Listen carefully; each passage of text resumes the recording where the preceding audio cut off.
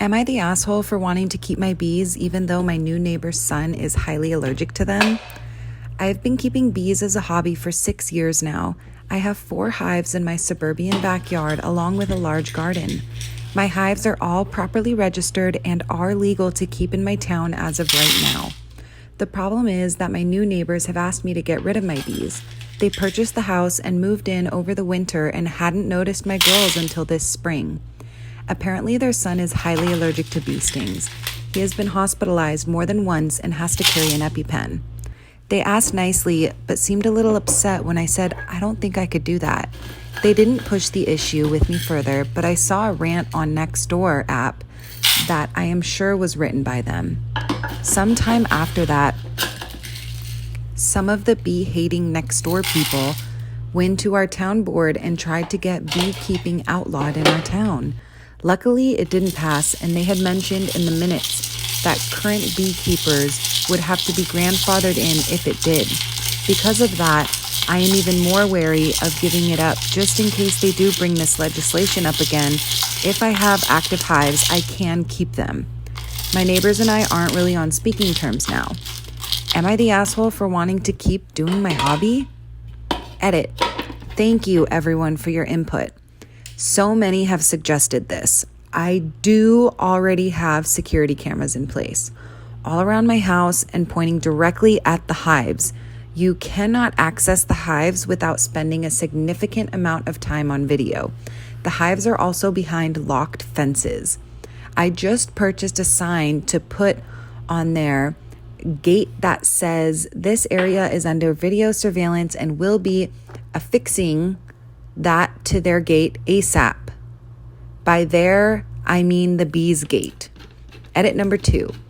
Sorry to see we couldn't play nice and this thread got locked. Also, thanks for the death threats in my DMs. LOL. Ha ha ha ha ha. But it looks like the overall consensus is I'm not the asshole. So thanks for helping to put my mind at rest about this. Well, after sleeping on it and spending the morning making a few legal calls, the bees are staying. I just can't take the financial blow on this one. I have spent thousands on my yard. It provides a nice side income and I just can't do it.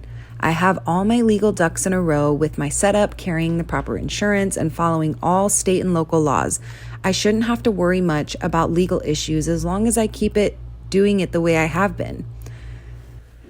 I will reach out to my neighbors with an olive branch and some suggestions to keep their kids safe. Many people have asked how I would feel if something happened to the kid. Am I the asshole for switching to regular milk to prove my lactose intolerant roommate keeps stealing from me? Me and 2 other guys share an apartment together and we split all the bills. The only thing we don't split cost on is groceries. Everyone's in charge of buying their own food and we don't touch whatever doesn't belong to us in the fridge. We put our names on everything so no one gets mixed up. This issue has been going on for almost a year and I'm sick of it. One of my roommates, R, keeps stealing my food and I get home from work and containers with my leftovers are sometimes missing. They have my name written on it. Or stuff finishes up too quick. My gallon of milk, for example, I buy almond milk because I like the taste, but it seems to finish after a week even though I've only drank from it once or twice. I confronted R about this lots of times and that's caused a lot of arguments. He outright denies it and tells me I'm crazy even though it's so obvious. My other roommate and I carpool together because we both work the same early morning shifts around the same area, so I know it's not him. It's always after we get back home and R's already left for work that I notice my food's gone. My roommates also had a similar problem, but not as often as I do. I'm guessing because R doesn't like what he buys.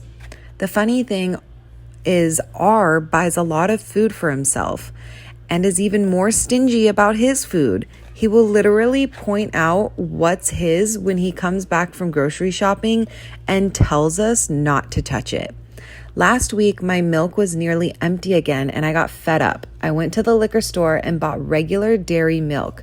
I drank what was left of my almond milk and refilled the gallon with the one I bought.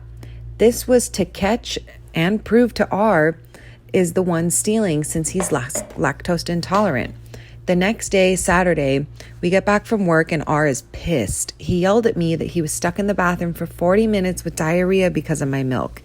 He was using it to make a shake. I only responded with, "So you're the one who's been stealing then?" He freaking exploded. Yeah, he admitted he was sometimes drinking my milk and eating my food, but he was more mad that I switched milks than the fact that he was caught. I told him I wouldn't have done that if he had just stopped taking my stuff from the fridge, or at least told the truth instead of trying to make it seem like I was making it up. My roommate backed me up and thought it was kind of funny he got payback for stealing from us. It's a little tense right now, and my roommate told me R is trying to convince him to agree to kick me out. Little does he know we're both looking to move somewhere else together because we're sick of his shit.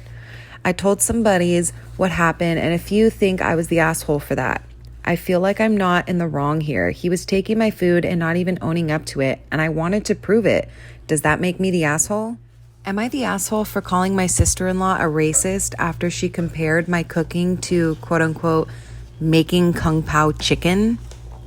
For context, I've been married to my wife for 10 years, and we're a mixed-race couple. I'm Asian and she's Caucasian.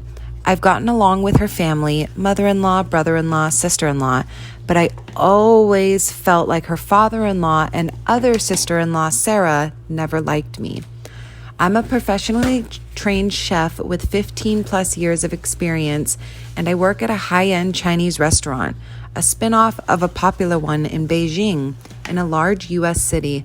My crew and I have won several awards, and I've been explicitly told that I'll be the next executive chef.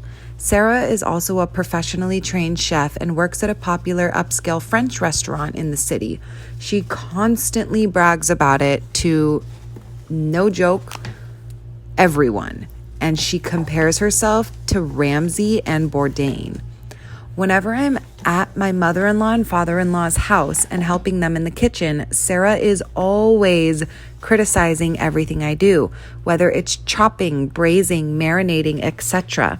She always butts in with comments like, I think you should actually do it like this.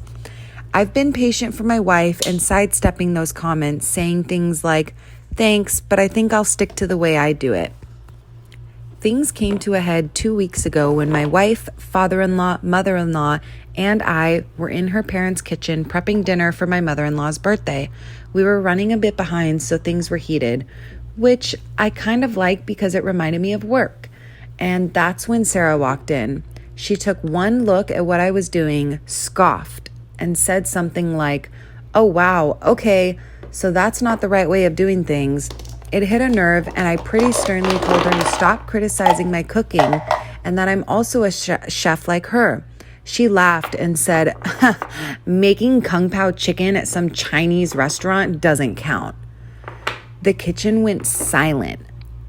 Father-in-law snorted, chuckled, and my mother-in-law yelled, "Sarah, what is wrong with you?" I stopped what I was doing, swore at her, and called her a racist piece of shit, apologized to my mother-in-law for not being able to stay, and left for home with my wife. Apparently, this caused a massive fight after we left, with my mother-in-law, brother-in-law, and other sister-in-law taking my side, and my father-in-law, Sarah, saying it was a joke but kind of true, and that I was being too sensitive. The extended family somehow got wind of this, and now everyone is arguing and taking sides. So, am I the asshole?